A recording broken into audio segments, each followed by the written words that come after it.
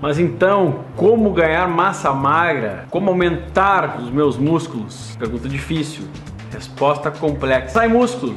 Nós temos que pensar por 4 vertentes aqui. Primeira, do que o músculo se alimenta. O que é definitivamente o músculo? Segundo, quem são os peões de obra dos músculos? Quem que estimulam os músculos? Terceiro, de forma exógena, de fora para dentro, como estimular os músculos? E quarto, em que momento esse músculo realmente tem chance de aumentar? 4 coisas importantes da gente pensar. Primeiro, músculo é proteína. Você sabe que músculo é feito de proteína.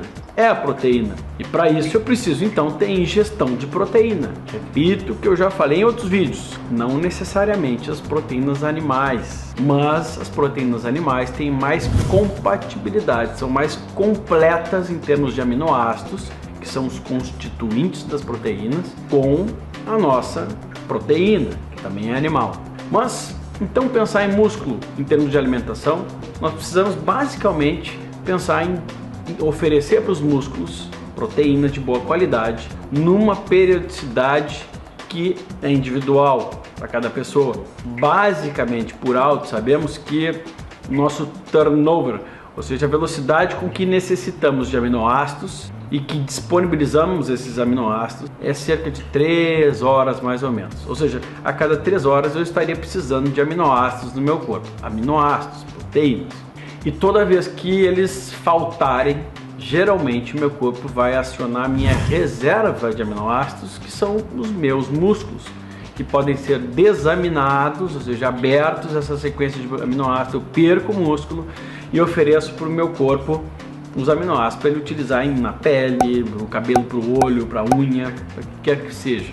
Então, boa qualidade e quantidade de proteínas é fundamental. Mas eu também preciso que o meu corpo fabrique endogenamente os hormônios responsáveis pela manutenção, pelo anabolismo, pela construção. Anabolismo não é ter anabolizantes, né? Anabolismo e reparo celular, que é a função de hormônios esteroidais dos hormônios sexuais, quer dizer simplesmente construção. Ou seja, para construir, para reconstruir, para reparar, eu preciso de hormônios que têm essa função anabólica e também de reparo celular. São os hormônios sexuais, principalmente dos hormônios sexuais para homens e mulheres, principalmente a testosterona. E para ter boas quantidades de testosterona, dependo de idade, de não estar ingerindo pílula contraceptiva, pílula anticoncepcional para a mulher destrói, acaba com a possibilidade da mulher ter boas produções de testosterona, e aí sem testosterona dificilmente desenvolver massa muscular, isso é extremamente comum. Então depende de idade, do que a gente está fazendo, dos nossos hábitos de vida e também em termos de alimentação, de darmos para o corpo o substrato para a produção dos hormônios esteroidais. São eles colesterol.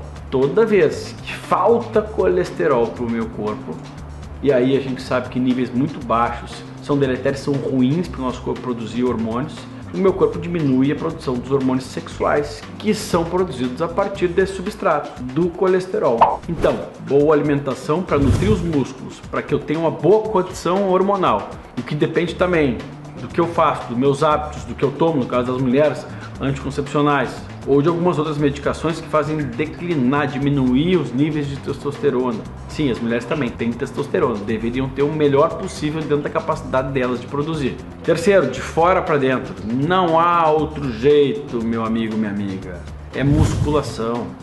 Tem que fazer atividade física, ninguém cresce músculos ficando parado, olhando para a lua esperando, e muito menos só correndo. O que realmente gera o aumento da massa muscular, e isso é positivo para qualquer pessoa. Vamos pensar, a maioria das pessoas tem déficit de quantidade de músculo. Os músculos do nosso corpo, além de serem glândulas, hoje a gente considera o tecido muscular como um tecido glandular, de tantas coisas boas que promove, que provoca e que também produz. Então, quanto mais quantidade de músculo em relação à gordura, para nós hoje, seres humanos, que somos quase sempre sedentários, por mais atividade física que fizemos, passamos o resto do dia sentado, mais chances de termos uma vida depois fazendo os exercícios, viajando, caminhando, não sendo sedentários e nem com dificuldades, sem dores, e também que consigamos manter nosso metabolismo basal aumentado. A quantidade de energia que o músculo precisa para se manter vivo é grande. Então nosso metabolismo aumenta, mesmo se eu não fizer nada. Dependendo da quantidade de músculo, se eu estiver parado, eu estou gerando um gasto calórico, um gasto energético maior. Isso a gente chama de metabolismo basal.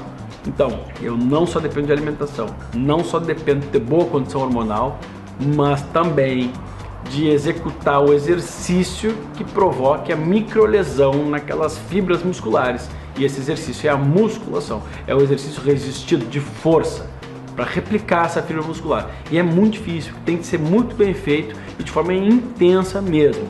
Por último, qual o momento que esse músculo ele consegue reparar? No repouso. Então, enquanto eu estou fazendo atividade, isso é catabólico, está gerando um gasto, está gerando uma lesão, possivelmente uma lesão, uma inflamação, uma oxidação, que são positivas. E no momento que eu durmo, que eu repouso, que eu descanso, ele tem a possibilidade de se reparar, de se anabolizar, de crescer. Então a parte do repouso também é fundamental. Vocês podem ver, uma situação extremamente complexa. E por isso que muitos tentam e não conseguem. Não há solução mágica. Não adianta só treinar e não descansar e não comer bem.